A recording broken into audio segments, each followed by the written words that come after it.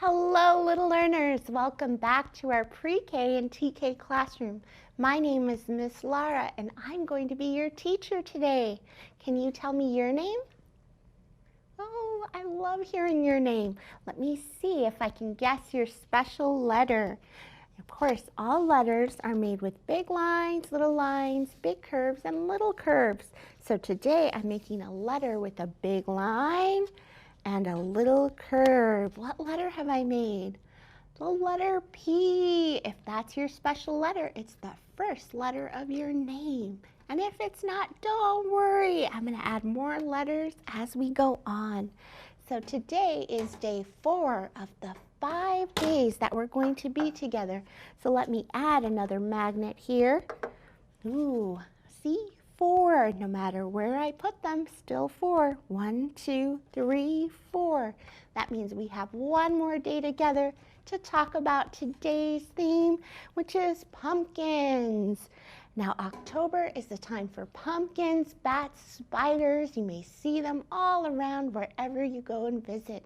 So I hope that during our time together today, you learn just a little bit about pumpkins and that you go out looking for more pumpkin adventures wherever you are. So we're going to start off with a little pumpkin finger play. Now for this, you need your 5 little pumpkins right here. 1, 2, 3, 4, and 1 fat pumpkin makes 5. And you're going to need your gate because our pumpkins are going to sit on our gate. And you're going to need a spooky face. All right, ready? 5 little pumpkins sitting on a gate. The first one said, "Oh my, it's getting late." The second one said, "There are witches in the air." The third one said, "But we don't care."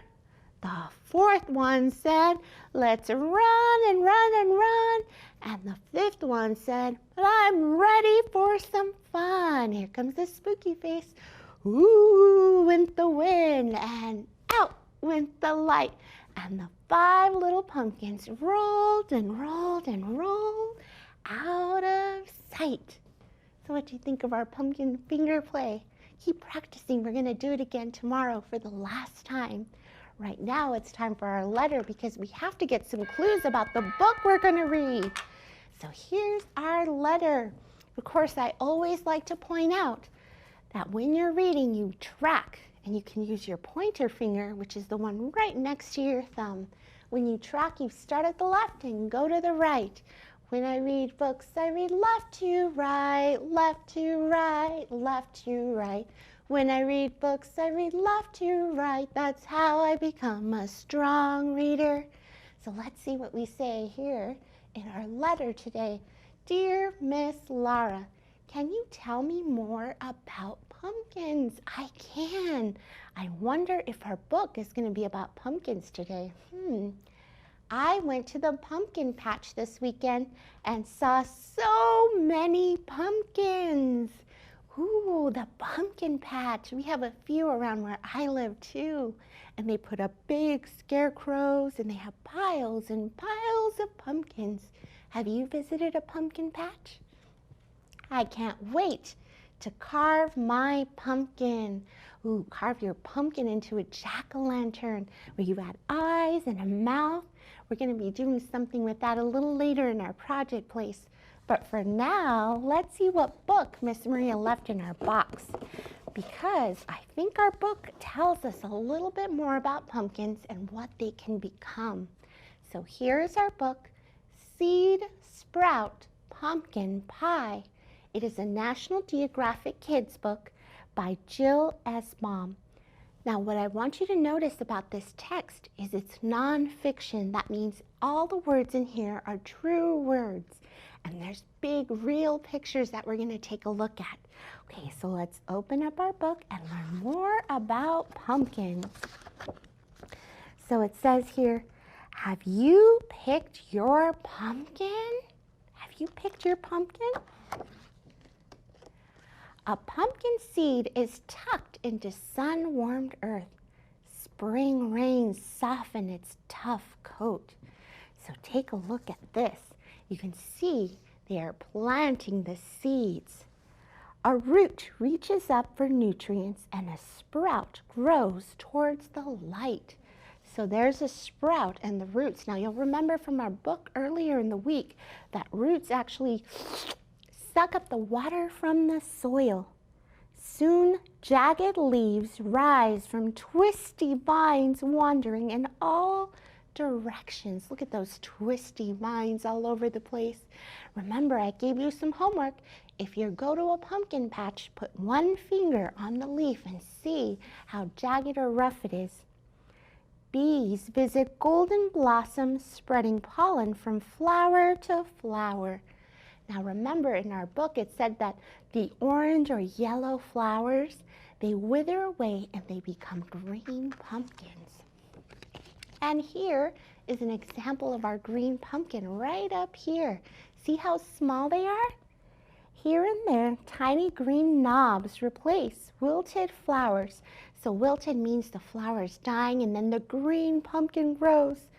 The knobs change colors and slowly swell, growing heavier by the day. Cooler nights arrive. Vines shrivel. When something shrivels, that means it shrinks up. So here's our pumpkin changing colors. Left behind are pumpkins, pumpkins, pumpkins. Look at that. It reminds me of our book from yesterday, Too Many Pumpkins. And Rebecca Estelle must have seen this when she left her porch. Oh, pumpkins everywhere. Pumpkins are a type of squash. They can be green, red, tan, yellow, white, or even blue. Whoa, I've never seen a blue pumpkin. These look blue right here, don't they? The pumpkins we know best are bright orange. There are tall pumpkins, short pumpkins, smooth or bumpy pumpkins, right here. Wee ones, which means small, only inches wide, or giants. You can sit inside. Now look at these guys. Those are not boats, those are pumpkins. They carve them out because pumpkins float. And they're sitting inside and they're making them into boats to cross the river. You ever seen such a thing? Thump, thump, thump. A pumpkin sounds hollow, but inside is stringy wet pulp and oodles of slippery white seeds. Seeds might be saved to grow next year's pumpkins or dried for a crunchy snack. I love this picture because look at the little girl. It reminds me of when we made our oobleck inside of our pumpkin. That's kind of the face I wanted to make. It was slimy. Pumpkin pulp smells sharp and tangy, but can be made into delicious breads, desserts, and soups. Sugar pumpkins go into the spicy pies that we bring to our Thanksgiving table. So there he is, eating a beautiful pumpkin pie. And I like that he's so well dressed. Look, he has a tie on. Well, so fancy to eat a pumpkin pie. Unless, was there something else pumpkins might be used for? I want you to think really quickly. What else might pumpkins be used for? Pies, breads, boats? Let's see. Oh yes, jack-o'-lanterns! Look at these scary jack-o'-lanterns. This one has super sharp teeth. Ooh. Will you give yours a funny face or a creepy one to send shivers up your back? Will it be the head of a straw-filled scarecrow? I like the scarecrow. He's asleep and tired. He looks very peaceful. Will your jack-o'-lantern decorate your kitchen table among striped gourds or sunset-colored leaves? Or will it set your porch aglow on a spooky Halloween night, lighting the way for a curious cat? Now here's our black cat crossing. And look, there's 5 little pumpkins, just like in our song. 1, 2, 3, 4, 5. They're not sitting on a gate, though. They're sitting on a porch.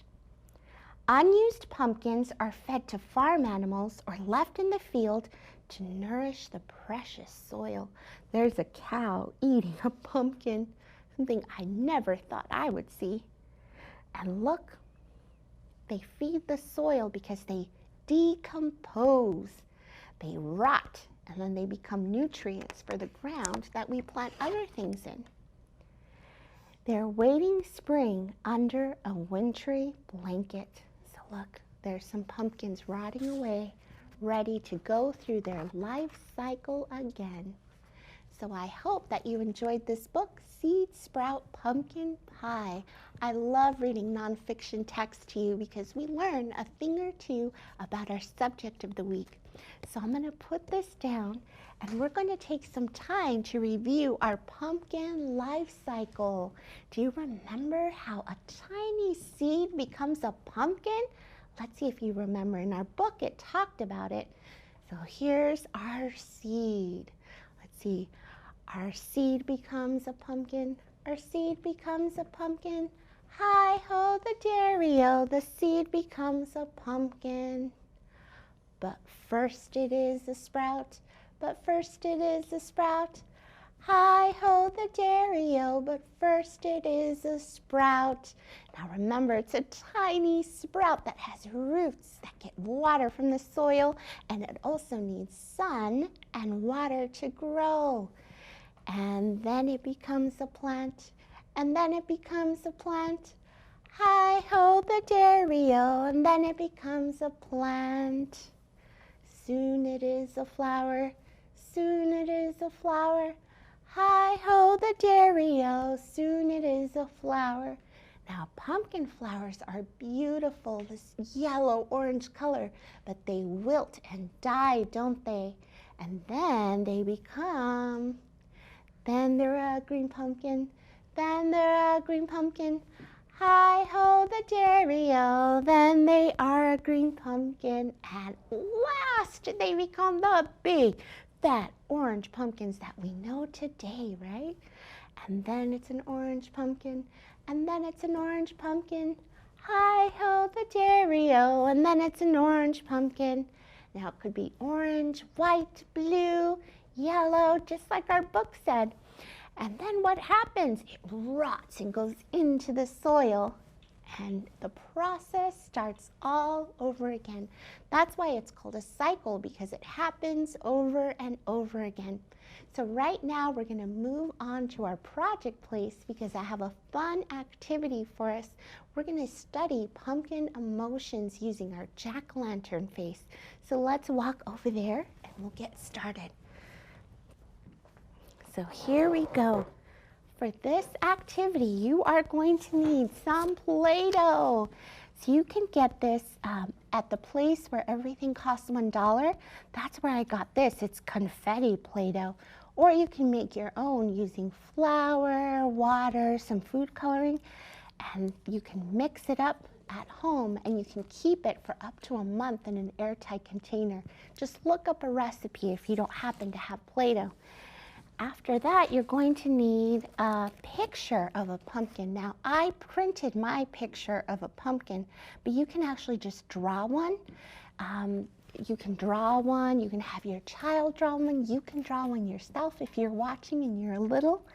And then I put it in what's called a page protector. So it's just this plastic right here that I put it in that protects the page because the Play-Doh has some oils that can make our pumpkin kind of oily. If you don't want to reuse it, you don't have to use the plastic. If you don't have a page protector, get a Ziploc bag or a plastic bag. You can use that as well. All right, so here is our assignment. We're going to make a jack-o'-lantern just like in our book. Except we're going to do it with different emotions. Right here, I'm going to pull a card, and we're going to see if we can make our pumpkin look that way. So let's see. First, we're going to pull a card. Ooh, what emotion or feeling is this? Angry. Can you make an angry face out there? Ooh, that's right. What things get you angry? Ooh, I know something that gets me really angry when I am outside and I want to go take a nice long walk and all of a sudden it starts raining. Oof, I get so angry. So let's see, to make our jack-o'-lantern look angry, I'm going to take a little bit of my Play-Doh, and the first thing I'm going to do is make some eyes. So I'm going to make some round eyes. So you'll notice I put the Play-Doh in the palm of my hand and I just started moving it around like this. and this helps get it nice round ball right there. And I'm going to do the same because how many eyes do we have? We have 2 eyes, and our jack-o'-lantern's going to have 2 eyes as well. All right, here we go, and I'm going to smash them down a little bit. Now you'll notice when a character in a book is angry, or when you're angry, your eyebrows kind of come together. So I'm going to give him some eyebrows like this. Let's see if that makes him look a little angry. Oof. What do we think so far? He's looking angry. Now we're going to give him a nice, mean, angry smile. Let's put some Play-Doh between our hands, and we're going to kind of smush it into a snake shape like this. And then maybe we'll get him like this, down. What do we think? Does our jack-o'-lantern look nice and angry? I think so. Whoop, he lost an eye. He needs to take some belly breaths and calm down, doesn't he? All right, let's see our next emotion. All right, gonna put that away, Play-Doh away. Now teachers, if you're doing this at a center, you would talk about, what things make children angry, maybe reference a book, bring one out, and look at the characters and look for a part of the text that would make them feel angry so students can begin to make those connections to the text. Ooh, next one. I love this feeling. Calm. Do you ever feel calm when you're 4 years old? Kind of hard, isn't it? I feel calm when I'm reading a book and drinking some tea. Oh, that makes me feel so calm. So let's look, what kind of characteristics might make someone look like they're calm on their face? So if you're calm, you might be smiling a little, your eyes look relaxed, your whole face looks relaxed. So I think that we're gonna make a nice smiley face on our pumpkin to be calm.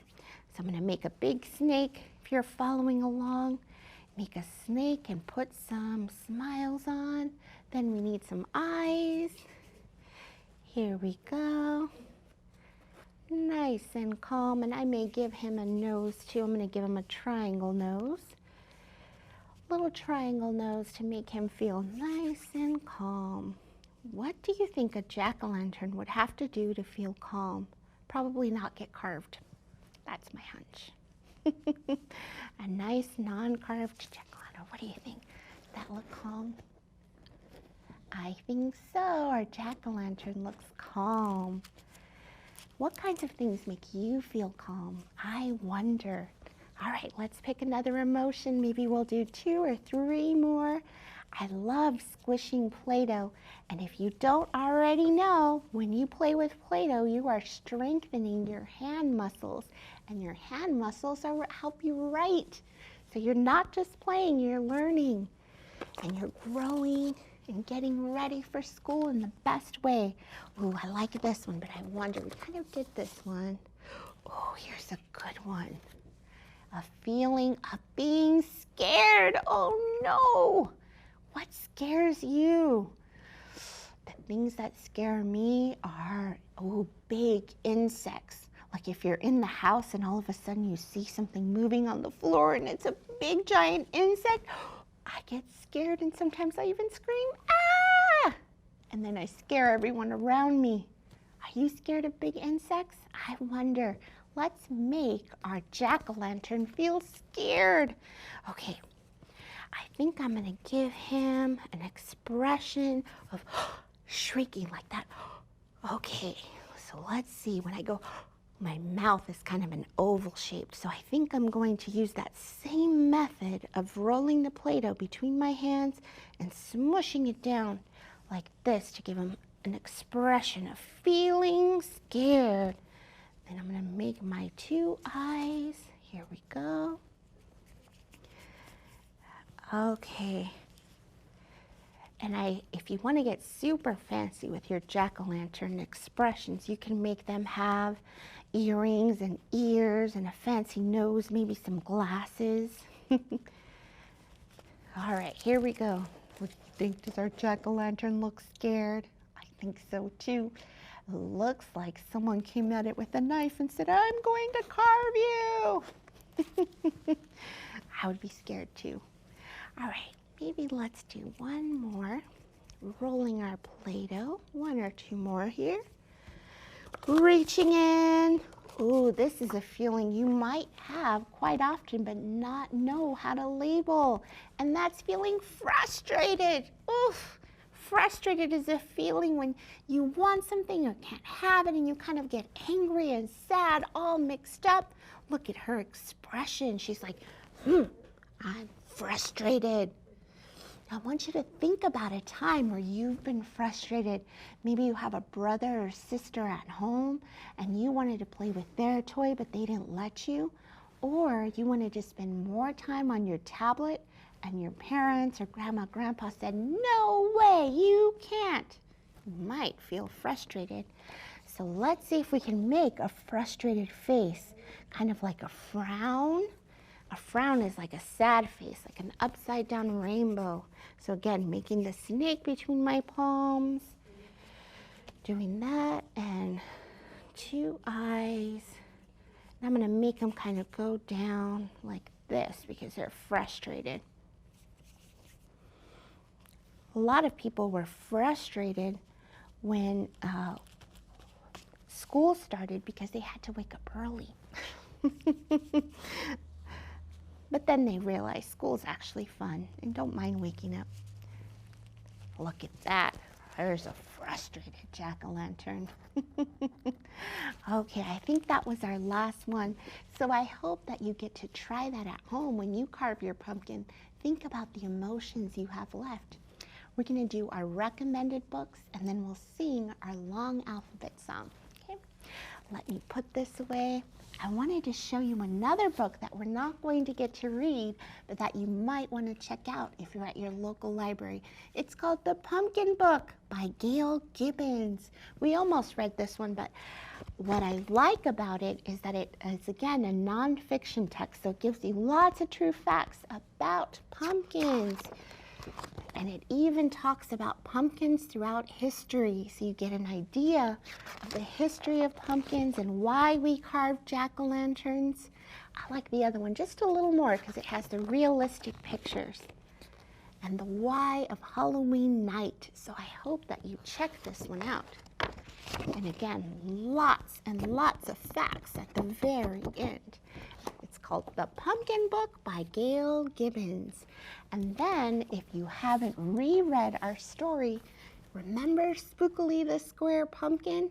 I wanted to tell you that online, there's actually a Spookily the Square Pumpkin movie.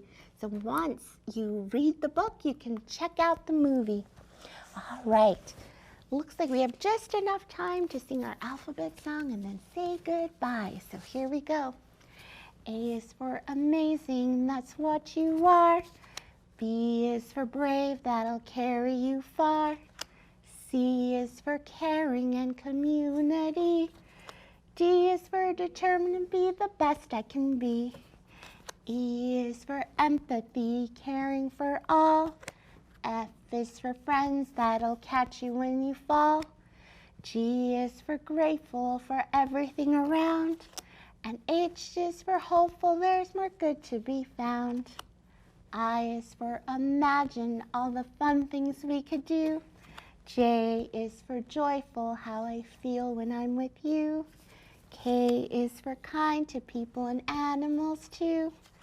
L is for love, put it in all that you do. M is for mindful, be present every day. N is for nice words in everything you say. O is for original, always be you. And P is for persevere until you make it through. Q is for quiet those bad thoughts.